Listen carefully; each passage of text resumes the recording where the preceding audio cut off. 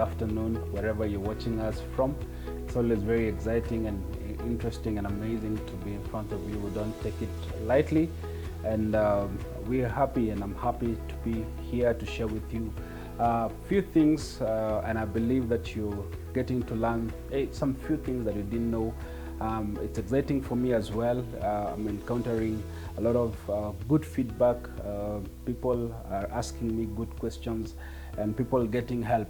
Our desire, as I said initially, is that all of us move from whichever level, the people that are financially astute, the people that are in between, and the people that are struggling financially. Our desire and our hope here in Wema TV is to see all of us grow into becoming financially astute individuals, people that are able to manage their finances well. And if you're astute, you stay at it, because it becomes very difficult. It becomes very difficult to remain at number one, and that's what we want. We want to remain there. If you're financially astute, we want you to remain there. If you're number two, you're in between. You're not financially astute. You're struggling. We want you to grow and become financially astute. If you are struggling, we're not here to condemn you. We are not here to challenge you. We are here to provide, to learn a few things that will make you better, few things that will help you change your cultures, a few things that will help you redefine the way you do things, the way you focus on things, the way you think, the way you interact with money, because money respects people. And our desire here is to have whole, financially whole individuals, people that are healthy in whatever aspect of money. And there's a show that we had previously, and I'm continuing with that show, part one, where I talked about several things. It's propagating the culture of savings. And I talked about a few things that we need to do. We looked at the impediments of savings, and we looked at the 30-day rule, and it's fine for you to go back and look at that tape. And it's very exciting to know, and it takes me back to when I was a young person, a young guy. And my mom calls me and tells me, Simon, I want us to go to the bank. And I'm very excited.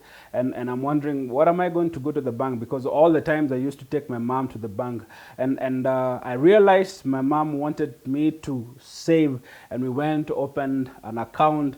It was very exciting for me to own an account. But then again, she told me, I'm depositing this money for you. But after I deposit this money for you, you need to keep saving some money. And you can imagine, as a kid, I'm wondering, how do I save? Because I thought a bank, you need to get a lot of money for you to save.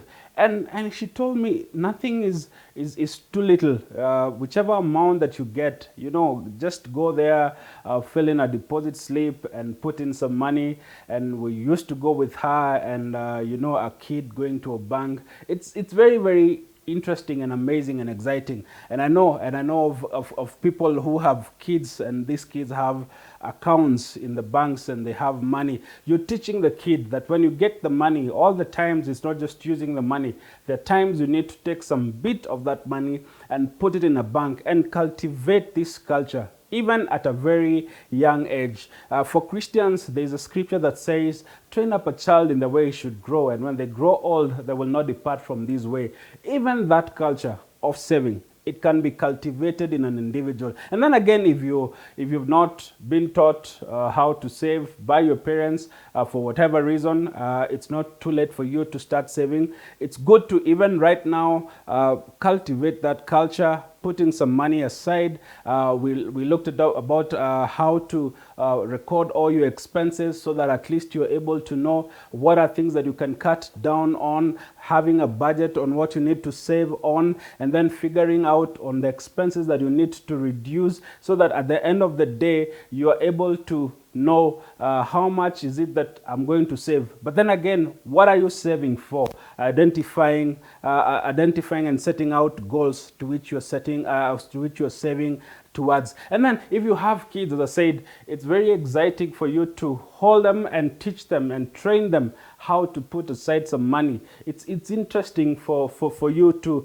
realize that you have helped someone to cultivate or start a culture of saving. Someone will look back into their lives and say, I remember there was a time that I had money, and this money I saved little by little, and I was helped by my parents, I was helped by my uncle, I was helped by an individual who taught me that culture. Someone came to our school as when we were young, and they taught us about, I remember going to a particular school, and this kid was asking me, when is it late, when is it early, too early for you to save? When do you start saving? And I remember telling them, there's no one time that you can call late to save. Start anyhow. It's always good for you to start saving and setting aside some money. And then last time we ended up at where you start setting goals on what you need to save, because why are you saving this money? And we said there are short-term goals and there are long-term goals.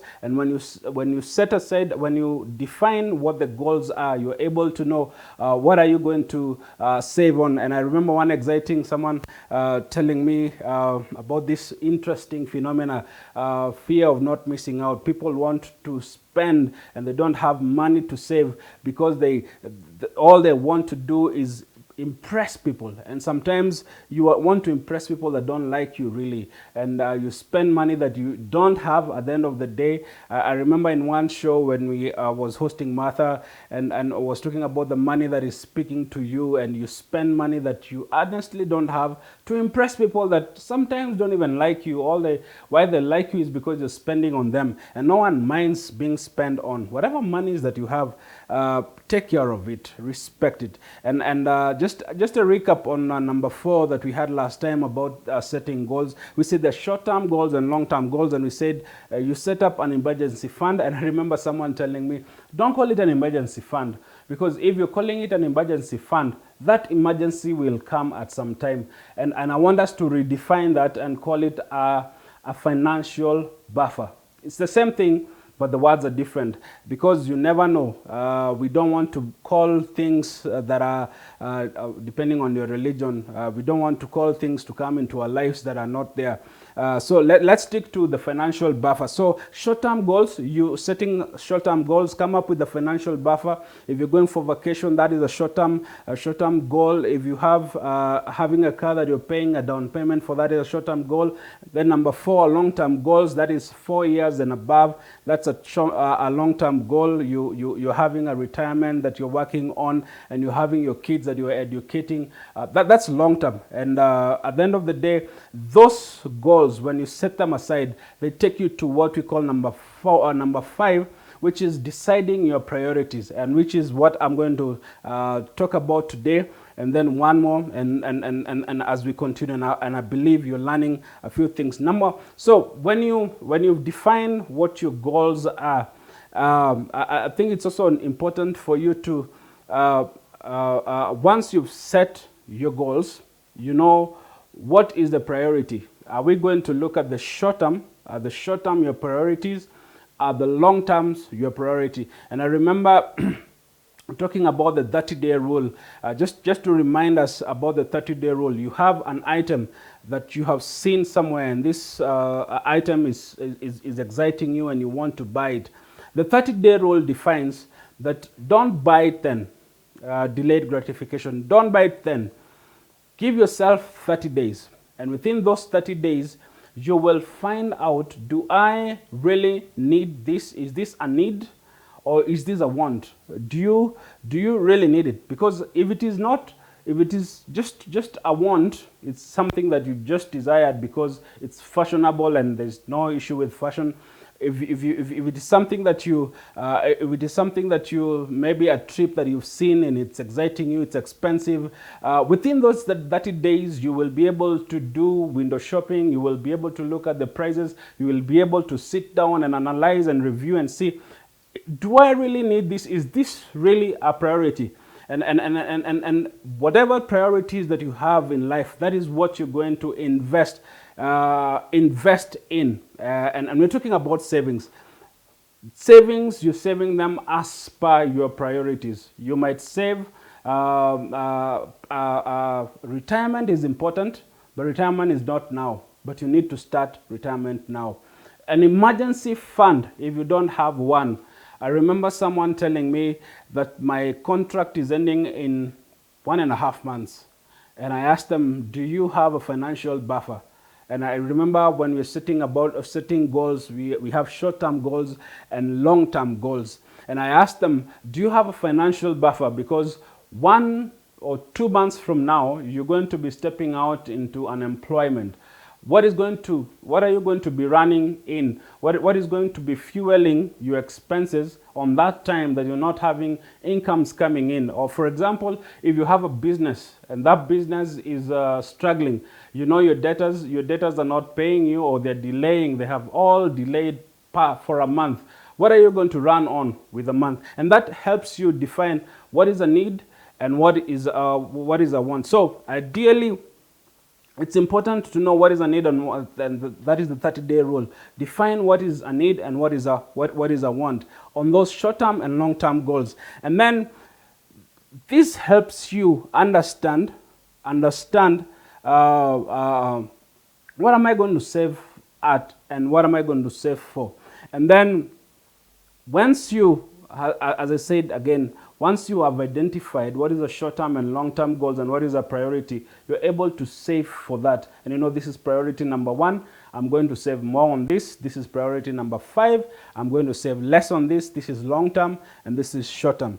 And then also, it's good to be able to look at and consider your net worth. And your net worth allows you to know what am I going to put in more. Like for example, when I look at my liquidity position, my financial buffer is dry. Do I need to replenish on that? And that increases your net worth. And your net worth has cash in it, has savings in it. You have liabilities. Are my liabilities running over my incomes? And how do I need to do this so that I'm able to balance between my liabilities so that we are not running into debt? All we're talking about is savings. You don't want to have all the times you're in this debt cycle. You're paying debt and paying more debt all the times and you're not saving. It's good to look at your net worth so that if you're in debt, plan and strategize, how am I going to come out of debt? And then if you have savings, how am I going to boost the savings? If I have cash, how am I going to boost my cash? Look at your net worth, and this will help you decide the priorities on savings. So I think I'll stop. Time flies. I don't know why, but it's always interesting and wonderful talking to you. I'm excited. So decide your priorities. I will stop at that, and then we'll talk about the others. And I believe you're getting help. It's very exciting once again to come before you and share with you a few things about savings. And please, whatever you do, at whatever stage you're in, whether you're young, whether you're old, please save.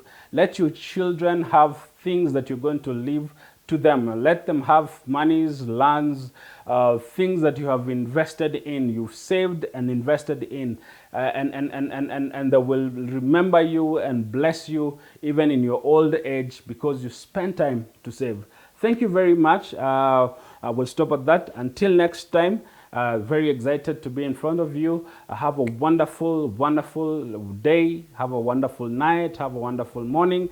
Have a wonderful week. God bless you.